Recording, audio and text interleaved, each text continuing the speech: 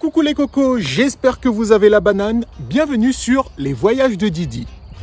Avant de commencer la vidéo, bonne nouvelle, nous avons dépassé le cap des 1000 abonnés. Donc je tenais à vous remercier. Continuez à commenter, à liker et à partager mes vidéos. Je vous donne des informations qui seront certainement utiles pour l'organisation de vos prochains voyages. Aujourd'hui, nous partons à la découverte de la magnifique cité médiévale de Peyrouge, située à 35 km à l'est de Lyon. Elle est classée parmi les plus beaux villages de France. Préparez-vous à être transportés à travers le temps, car nous explorons les rues pavées, les places pittoresques et l'histoire riche de cette charmante ville. Voici pour vous les incontournables de Peyrouge.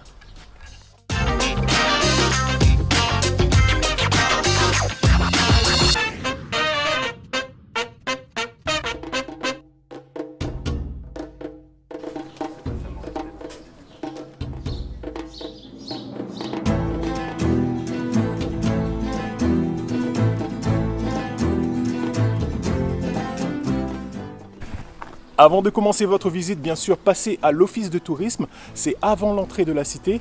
Vous pouvez récupérer un petit pass, un petit guide complet. Donc c'est à 20 centimes le guide, mais ça vaut le coup de le prendre, hein. Il est vraiment complet. Donc de toute façon, je vais vous mettre dans la description de la vidéo des informations aussi. Voici pour vous les horaires d'ouverture de l'office de tourisme. 2 pancartes se trouvent à proximité.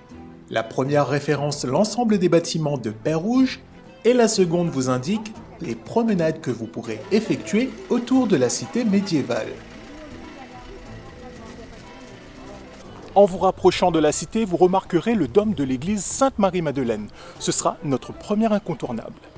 Intégré au rempart de la cité, une partie du mur de l'église présente des éléments défensifs, tels que des meurtrières et des vitraux très étroits limitant les ouvertures. Après avoir franchi la barbacane qui servait de défense de l'entrée principale, vous trouverez sur la façade avant de l'église une statue de Sainte Marie-Madeleine. Construite vers 1440, nous sommes face à une église forteresse. À l'intérieur, vous remarquerez que seuls quelques rayons de soleil permettent d'éclairer l'édifice religieux pour laisser apparaître sa pierre brute.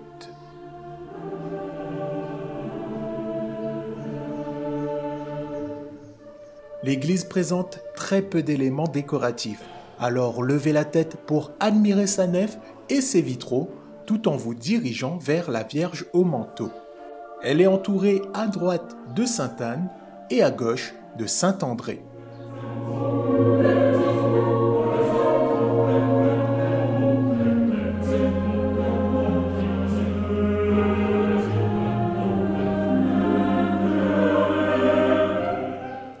Alors comme vous avez pu voir, l'église est assez sombre, mais c'est vraiment agréable de s'y promener. En sortant de l'église, arrêtez-vous quelques secondes près de cette grande porte en bois. Elle date du XVe siècle, c'est la porte d'en haut, l'ancienne entrée du château fort. Faisant partie d'une tour de 15 mètres de haut, datant du XIIe siècle, cette porte renforcée de multiples clous forgés est la seule porte de la cité qui a su traverser le temps.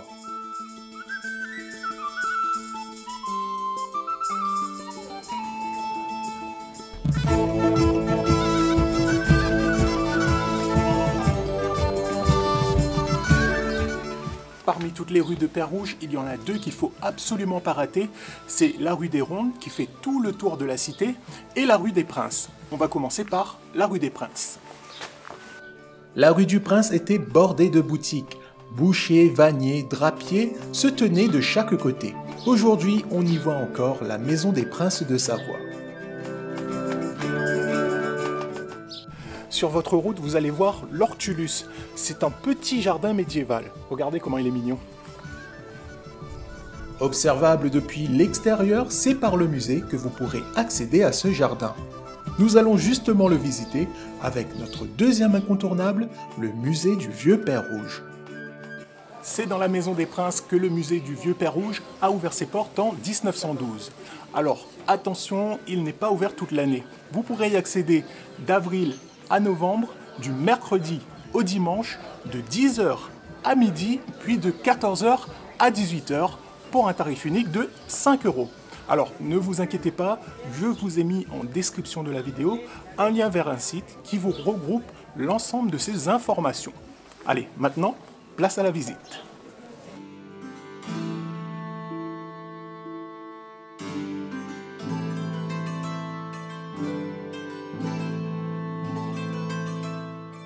Le musée est composé d'un ensemble d'objets divers qui ont été offerts au comité de conservation afin d'être exposés et présentés à la vue du plus grand nombre. Il est composé de 4 salles d'exposition conservant une collection d'objets relatifs à des fouilles archéologiques effectuées dans la région de Peyrouge, des meubles anciens bressans, des outils servant à l'agriculture, des manuscrits, des toiles anciennes, des sculptures et même de la photographie contemporaine.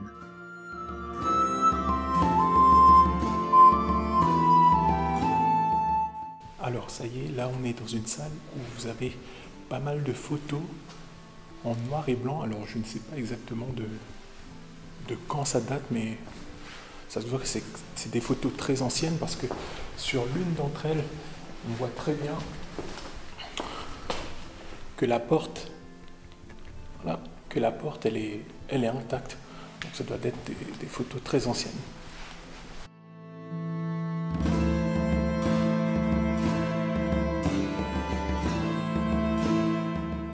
Bon, on va garder la tour de guet pour la fin parce que normalement on a une vue à 360 degrés sur tous les alentours. La salle des archives vous permettra de retracer les grands événements qu'a connus la cité. Petit fait historique, c'est vrai en plus que Peyrouge a inspiré pas mal de films comme Les Trois Mousquetaires.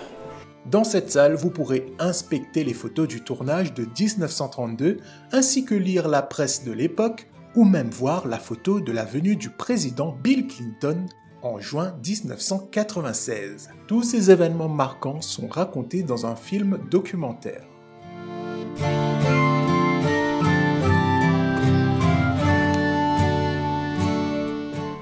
Nous voici dans l'Hortulus.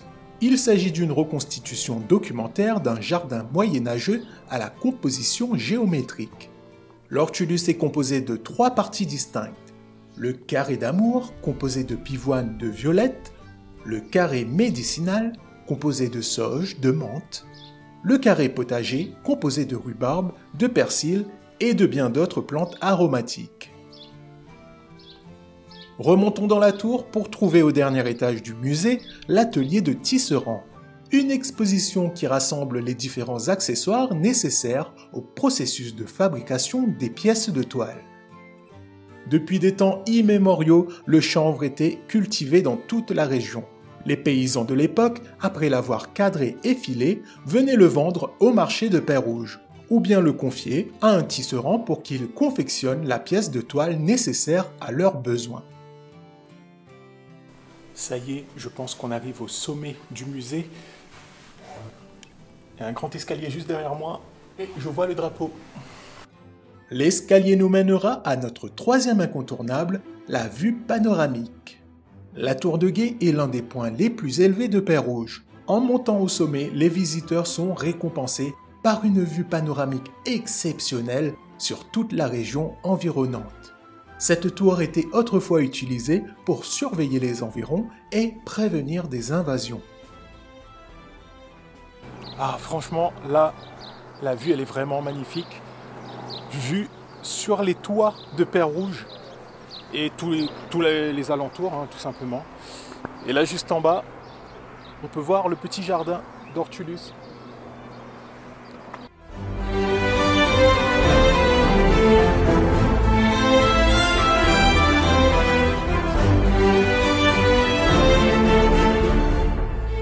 Depuis l'intérieur du musée, vous pourrez apercevoir notre prochain incontournable.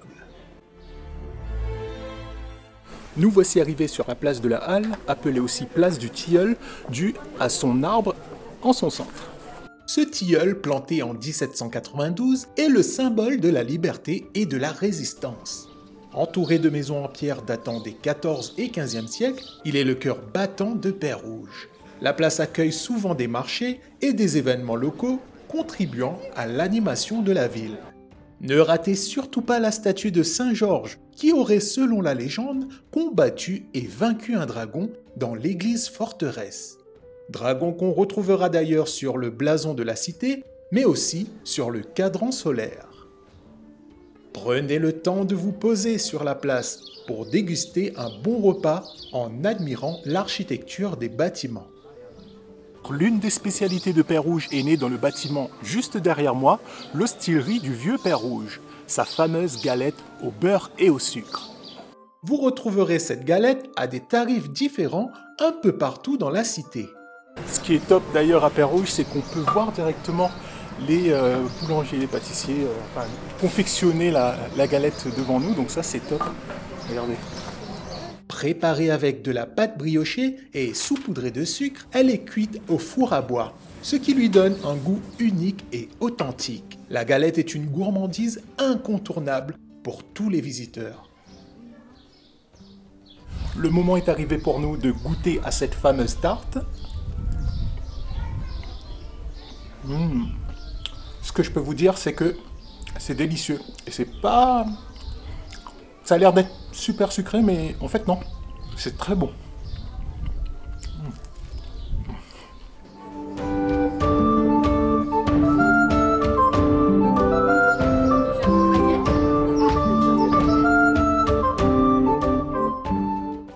Incontournable suivant, la maison Cazin.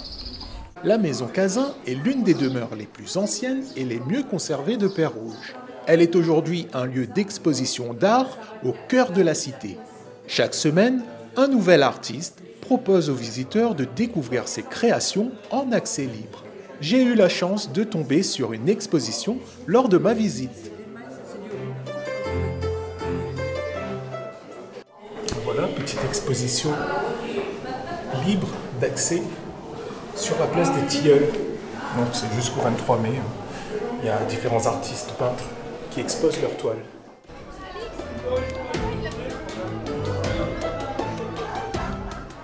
Père Rouge des Pérougiens, ville imprenable. Les coquins de Dauphinois ont voulu la prendre, mais ils ne purent. Cependant, ils emportèrent les portes, les gants et les ferrures et dégrincolèrent avec elles. Que diable les emporte! C'est l'inscription que vous retrouverez en latin sur la porte d'en bas, appelée aussi porte de Langlois, autrefois une partie essentielle du système de défense de la ville. Si vous souhaitez continuer votre promenade, depuis la porte d'en bas, vous avez un itinéraire qui vous mène à Meximieux.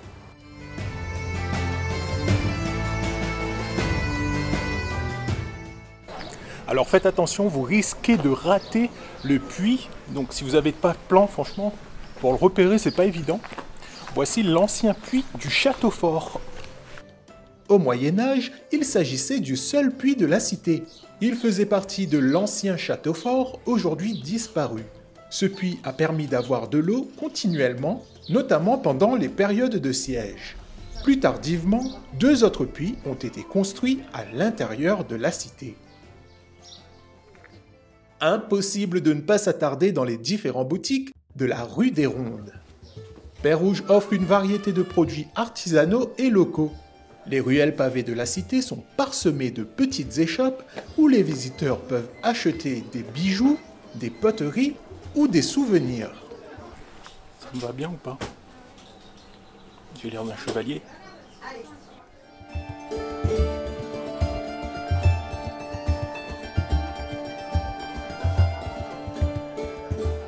Je sais pourquoi Père Rouge a su résister au temps. Ben oui. Il y avait des guerriers comme Sangoku et tout ça qui défendaient la cité. Voilà pourquoi.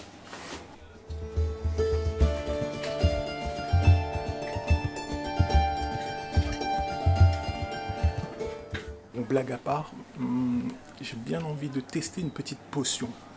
Si ça se trouve, ça va me donner des pouvoirs spectaculaires. Bien envie de tester. Allez, je m'en prends un. J'ai beaucoup aimé les divers objets de cette boutique de souvenirs. Et je pense que c'est le côté médiéval qui m'a attiré. Bon, j'ai pris quelque chose, mais ce sera seulement à la fin de la vidéo. Je vous montrerai qu'est-ce que j'ai pris.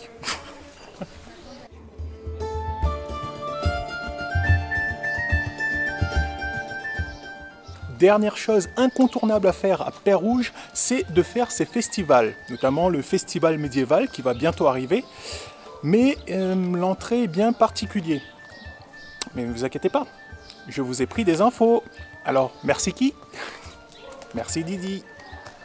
Du 8 au 9 juin, la cité revivra à l'époque du Moyen-Âge, avec des reconstitutions historiques, des défilés en costume, des spectacles de rue et des marchés artisanaux. Attention, l'office de tourisme m'a informé du fait qu'ils ne seront pas ouverts ces jours-là. Alors je vous mets en description un site pour le programme et votre réservation. Et voilà mes cocos, c'est la fin de notre plongée historique à Peyrouge. J'espère que cette exploration t'aura transporté à travers les siècles. J'ai fait de belles rencontres durant ma promenade, alors petit coucou au jeune homme et à la jeune fille que j'ai croisés sur la place des Tilleuls. Ils se reconnaîtront. Tant qu'à toi, petit coquin friand d'aventure, je te donne rendez-vous très bientôt pour encore plus de découvertes. Alors, en attendant, je te fais des gros pavés de bisous. Allez, ciao ciao! Ah oui, je vous ai pas dit ce que j'ai pris. J'ai pris ça. C'est une pièce souvenir de Peyrouge. Et ça aussi. Focus, focus. Potion de dragon. Bon, je vous dirai à la prochaine vidéo si j'ai eu des super pouvoirs. Oh, regardez là.